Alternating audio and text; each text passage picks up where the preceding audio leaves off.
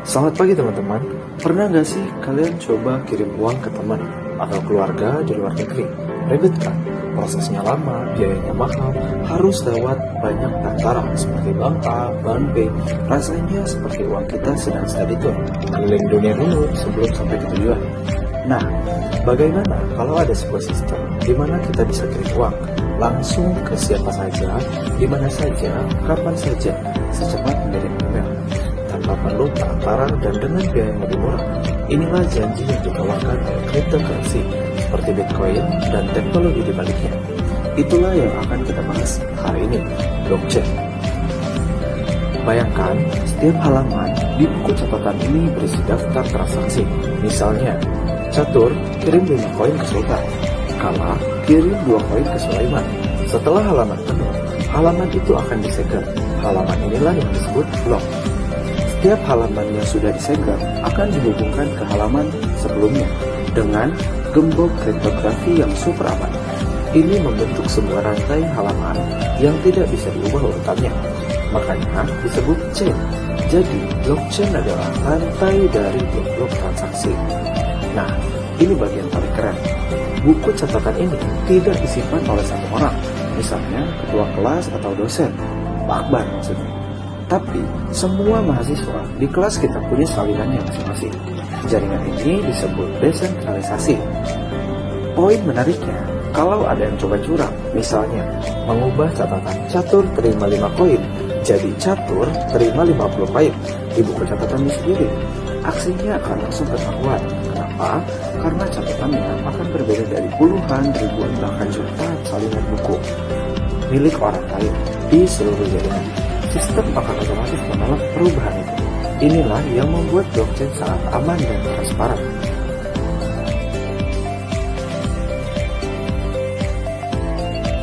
Oke teman-teman, lanjut nih. Sekarang kita bahas studi kasus paling legendaris dalam sejarah cryptocurrency, Bitcoin Pizza Day. Jadi di tahun 2010 itu ada programmer namanya Laszlo Hanyecz yang mau membuktikan Bitcoin itu bisa dipakai buat transaksi nyata atau enggak sih gitu. Dia posting di forum, saya bakal bayar 10.000 Bitcoin buat siapa aja yang mau beliin dan anterin saya bawa yang pizza. Dan akhirnya ada yang nerima. Transaksi pun terjadi. Jadi seorang pesan pizza dari Papa John's kirim ke rumah si Laszlo ini, dan si Laszlo akhirnya transfer 10.000 Bitcoin. Waktu itu tuh nilainya cuma sekitar $41 atau Rp600.000 mungkin ya. Nah, gimana blockchain bekerja di sini? Jadi ada 4 langkah. Yang pertama, pencatatan transaksi. Jadi yang tadi pengiriman 10.000 Bitcoin itu tuh langsung dicatat di sana. Terus yang kedua, verifikasi jaringan dari para penambang. Jadi para penambangnya itu memverifikasi kalau si Laszlo itu beneran punya koinnya gak sih gitu. Terus yang ketiga, dimasukkan ke blok. Jadi transaksi yang tadi itu dimasukin ke blok baru.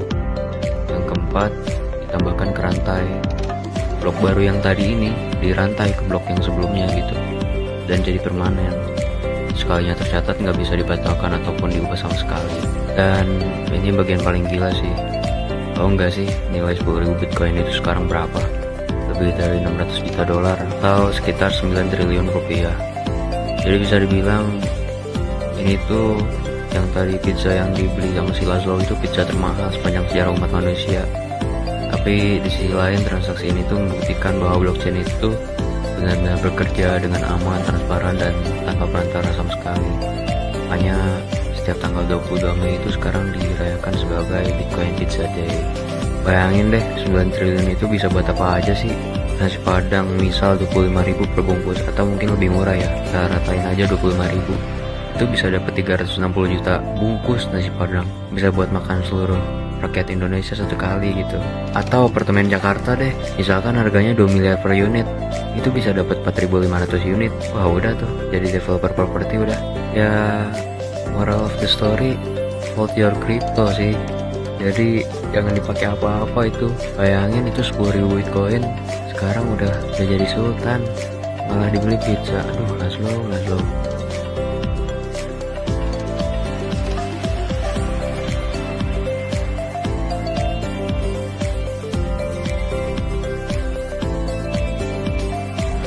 Dari contoh tadi, kita bisa lihat nih kekuatan utama dari implementasi blockchain di cryptocurrency.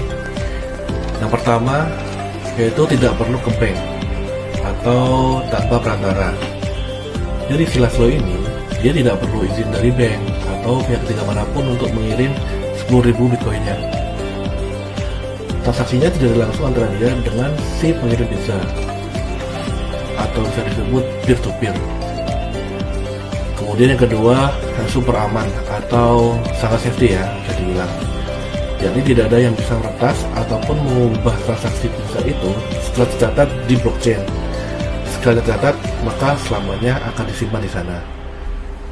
Dan itulah kenapa transaksi blockchain bisa dibilang super aman. Kemudian yang ketiga, transparan.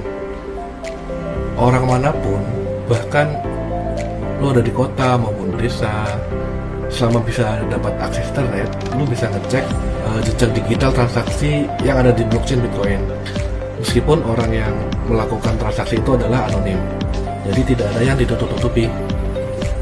Keempat, milik bersama.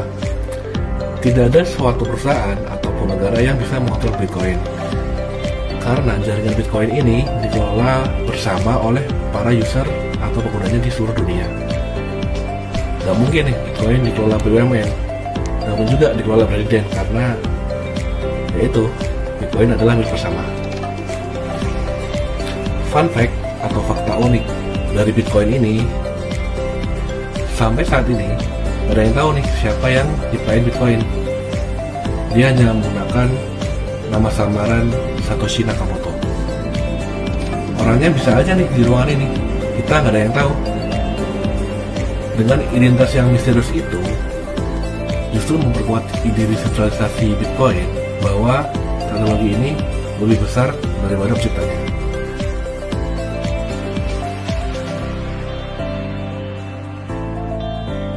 Jadi, teman-teman, blockchain pada cryptocurrency bukan sekadar teknologi untuk main trading.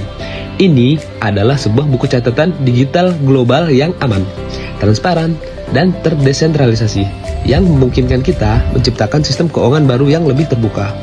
Implementasinya seperti memberikan kita kekuatan super untuk mengontrol aset digital kita sendiri tanpa bergantung pada pihak lain.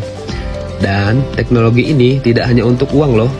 Sekarang, blockchain sudah dieksplorasi untuk sistem pemilu, pelacakan barang, sertifikasi digital, dan banyak lagi.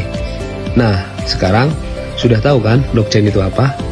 Kami harap sudah memahaminya dengan baik dari materi yang sudah kami sampaikan.